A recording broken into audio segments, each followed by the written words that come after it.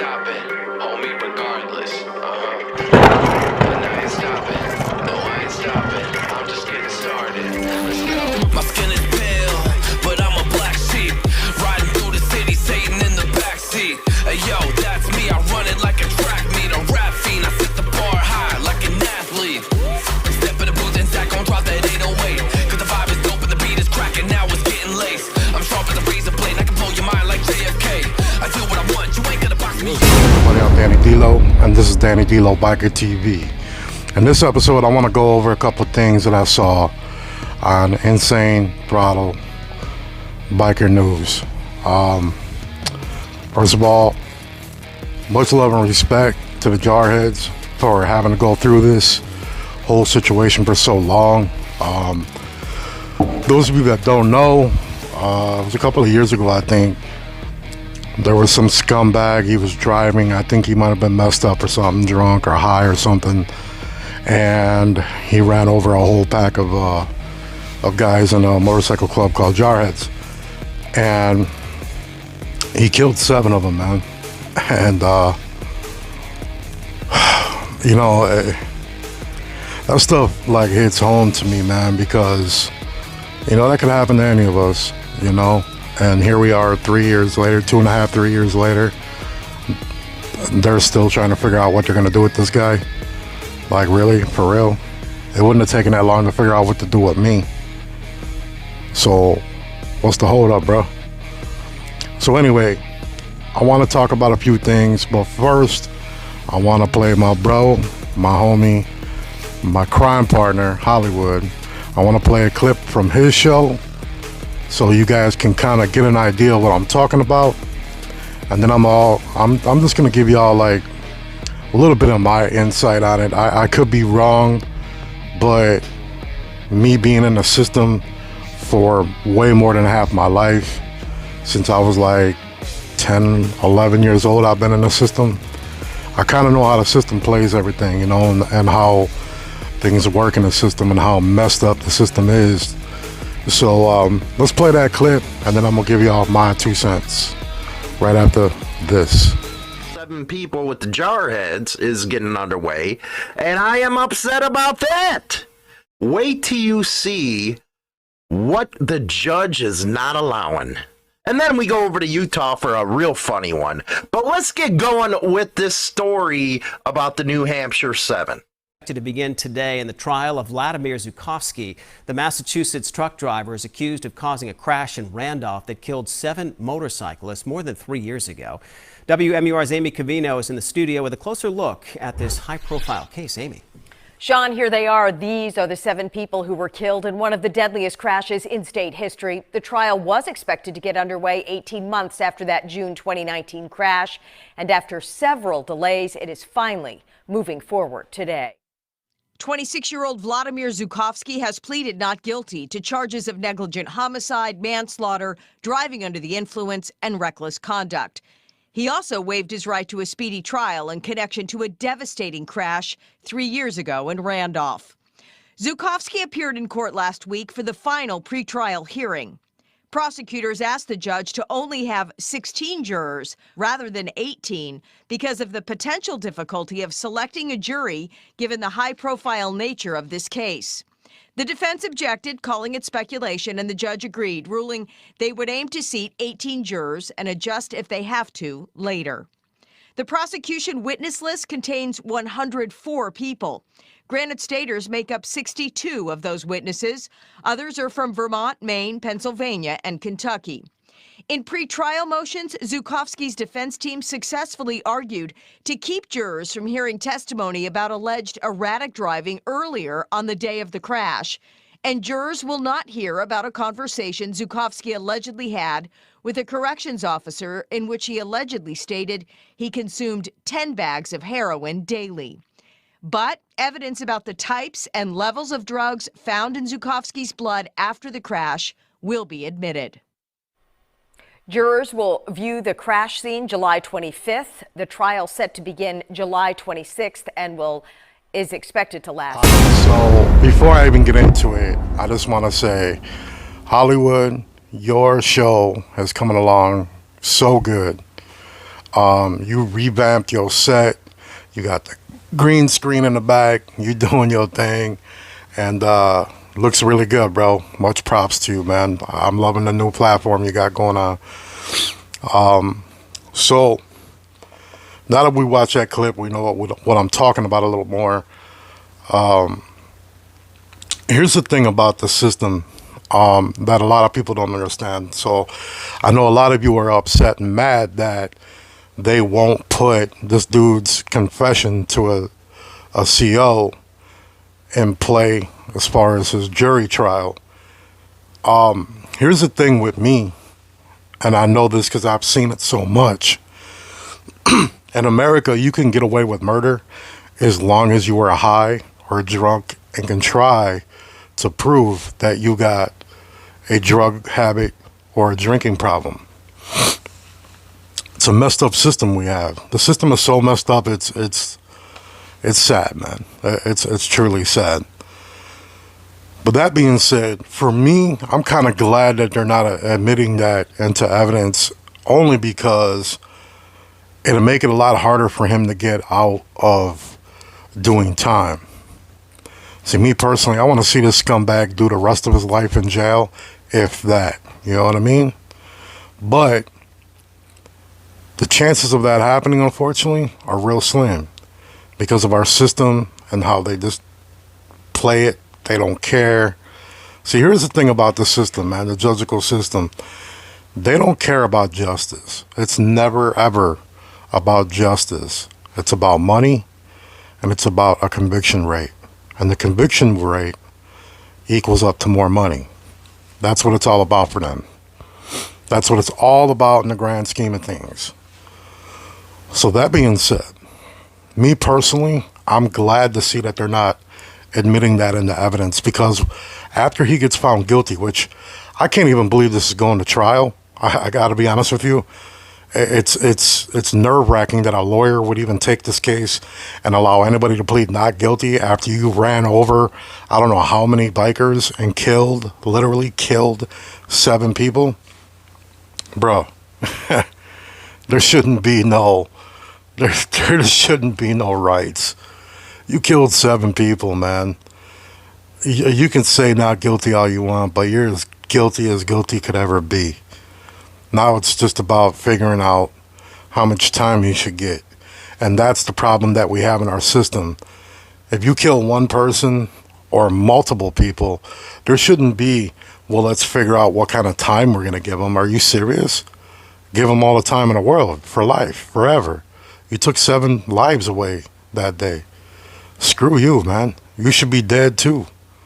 You know, so the way the system's going to play it is, you know, he's gonna get found guilty, no doubt about it. If he gets found not guilty, I really hope that we can rally every biker up in America and go there and show that little town that they're having the trial in what a real protest looks like when bikers get involved. But that's just my own opinion. I'm not inciting nothing. I'm just giving you my inner thought. But that being said, he's going to get found guilty. And now it's going to be a process of what kind of time should he get? You know, should he get life? Should he get life without parole? Abso-freaking-lutely. Should he get the death penalty if they have it there? Abso-freaking-lutely. But also there's other things. Should he get non-intentional vehicle homicide? It could be reckless driving. It could be, it could be a matter of a multitude of things that involve in his sentencing. And one of the things could very well be, well, he has a heroin problem. So let's give him the help that he needs, because, see, this country loves to, quote unquote, help people. And we all know, anybody with a real mind and that's been around the world a little bit in the system and has a little bit of education, we know that this country does not. The last thing they want to do is help us. What they want to do is create a situation that they can funnel money through and steal more money from. That's just the way it is. I wouldn't be surprised if this video gets shut down just off of what I just said. But hopefully it don't. If I'm still with you right now, that's the way it's going to play out, man. And unfortunately, in our system, it could very well come down to a matter where all he has to do is do a drug program, an assessment, and spend, a couple of years in jail, and, he'll be quote unquote rehabilitated and all good. And that's the sad part about our system and our country, that this kind of crap is allowed. As long as you get it played right, as long as you got the right lawyer, the right connections, the right amount of money, anything is possible in this country, So that's possibly what could happen. And that's the reason why I'm not so mad like Hollywood and many others, that, a lot of people just don't understand how the system is played, man. And some do, but they forget, or, whatever the case may be. But that's just a matter of my opinion. I don't see, first of all, this kid's guilty. There ain't no way he's going to get not guilty. If he does, like I said, a lot of people, millions of people should be very upset about it. But he's going to get found guilty, but I'm wondering, what is the sentencing going to look like? That's what I'm wondering. It's going to be an interesting thing, and hopefully at the end, the jarheads get some real justice, which, unfortunately, it's not going to bring their members back. And that's the crazy part about situations like this. You get so emotionally involved. You're like, oh, I want that person to get life. I want somebody to kill him. I want this. I want that. And then if any of that happens, you have that moment of clarity where you're like, you know what? I got all this to happen. I got all of this to go the way I wanted it to go. But my brother still ain't here. And he ain't never coming back. So is it really justice, or is it really just to make us feel better? Either way, though, I definitely vote he should get life in prison. So on this other half of the show, I want to talk to you guys a little personally, man. I know I haven't been posting like I was for a while. I was posting every Monday, Wednesday, Friday, and then doing shows on Sunday. Well, unbeknownst to me, Hollywood, and Carlos, we stopped doing shows together. And there's no animosity, nothing like that. Wild on Twos is a very busy guy. He's got his own business going. He's got a lot of things going on, so he's a very busy man, and I totally understand that. Hollywood, he's one of the busiest people I know. He works 24/7 doing this. So, I've been trying to post videos and come up with content for you guys and stuff like that, but I'm going to keep it 100 with y'all, man. I'm having a hard time with it, because I'm not like most of these characters you see on YouTube and TikTok and Instagram and Facebook. I'm a real dude on the real streets. And even though I'm not in the MC no more, I'm still involved in the MC world in many different fashions. And it makes it hard for me to do things that other creators do, like, they're at events and they're recording themselves at the events. And, I know you guys like to see your favorite creators or people that you watch out in public doing their thing. And I would love to do that. I really would. But unfortunately, most of the time when I'm at a public event, which many of you that have met me in person at these events will be able to say that I'm not lying here. When I'm out and about and I'm at an event like that, I'm never by myself. And the people I travel with and kick it with and hang with are people that don't want to be on camera. You know what I mean? And I have respect for myself and for the MC community that when I'm at an event, I really don't want to be recording people in their colors. You know, no matter if it's people that are with me or people that are just at this event, I don't want to do that, you know, because most 1% brothers, they don't want nothing to do with cameras and being on video, you know.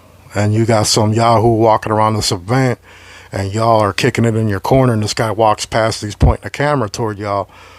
That's not going to go very well for you, you know. There's some 1% chapters of different big clubs that will grant you access and all that stuff, and I could get that access too, I'm sure, if I asked, but I would never ask that. I just have too much respect for the game, and I'm not about to be that guy to come out here and be showing off people in their colors and the patches and who they are and ranks and titles and all that. I'm not gonna do that. I don't need to prove to you people that watch me that I am who I am and that I be where I be. That's kind of how I look at it at the end of the day, you know. So that being said, and the other part of it is it's really hard to keep coming up with content when you're a person like me who tries to stay on this level of respect with everybody. You know, once you go past that and you go up to the top, and now you got 1%er all over your page, you got people in different patches all over your thumbnails, and you talking about clubs that you shouldn't be talking about. A club name should never be coming out of your mouth unless you're in that club. Plain and simple, and I'm a firm believer in that. That's why you guys don't hear me put names of clubs out of my mouth when it comes to talking about this and that. You know, I just don't do that. So, you know, the life that I live, you know, at the end of the day, the life that I live and the way I operate and move around, it's very hard to try to put that type of content out, you know, because it's impossible to do it respectfully, in my opinion. And most of it is stuff that I'm dead set against. So that being said, you know, I'm going to try to post as much as I can, man, but y'all got to bear with me. I apologize for not putting out videos all the time, but, you know, you kind of run out of stuff to talk about. You know, I can talk about how to pass a 1%er and all these different questions I get. You know, I can talk about that BS like everybody else all day, every day, just to put some kind of content out there for you guys and to quote unquote entertain you and get the views and, you know, get that money rolling in and all that crap. You know, yeah, I could be that guy. I could do that. But I would rather give you guys solid content from a real dude like me. That's just the way I roll. There ain't no diss to anybody else, but that's how I am. So the content that I want to give y'all, I want to give you real, raw content that's keeping it 100. Because that is what my show is all about. Keeping it 100, keeping it real, and not sugarcoating it, man. And not doing this sissy stuff out here that everybody wants to see, that Sons of Anarchy, Mayan kind of vibe, you know what I'm saying? Like, that's not what I'm on over here, you know. I'm preaching real stuff, talking about real stuff, and you know, I just don't want to go towards that angle of this entertainment, you know. So I just really wanted to say that, you know, because I know a lot of you have hit me up like, yo, man, you ain't been putting out that many videos, man. And I'm like, bro, I've been on my bike, man. You know, I live by the code, always riding, never hiding, baby. And I just don't find time to get in front of the camera and do my thing, you know. I just so happened I came home a little while ago and I was watching Hollywood show and I was like, you know, I want to talk about that a little bit, but I really need to put something out here, talk to you guys, keep it 100 with all y'all and explain how my life's been going. You know, I just got my motorcycle back on the road after the accident. Everything's been repaired. Everything's going straight with that. So I've been riding a lot. I've been out and about Physical therapy did not go well at all. My back is killing me and stuff like that, but I've been just trying to fight through it. I have been working with Dixon, which is why you see me wearing the pimp ass Dixon. It's got to match my hat, so I had to have a pink one, right? Y'all go ahead and judge, whatever. So I'm making different moves and I'm doing different things, trying to get things going. Y'all got to remember, man. When I first came on here and started doing this, I never in my wildest dreams thought that I would get as big as I am right now, and I never thought I would ever get to the point where I am legitimately a influencer, a YouTube creator. Like, I never thought I would get to this point. So it was more or less a hobby and something that I enjoy doing. But now that I've reached this level of micro influencer, it's hard to keep up with what I need to be doing, And so yeah, I'm trying to make some moves. I'm trying to do my thing. I'm definitely figuring out that summertime is a little harder for me to do this because I'm always out and about doing something.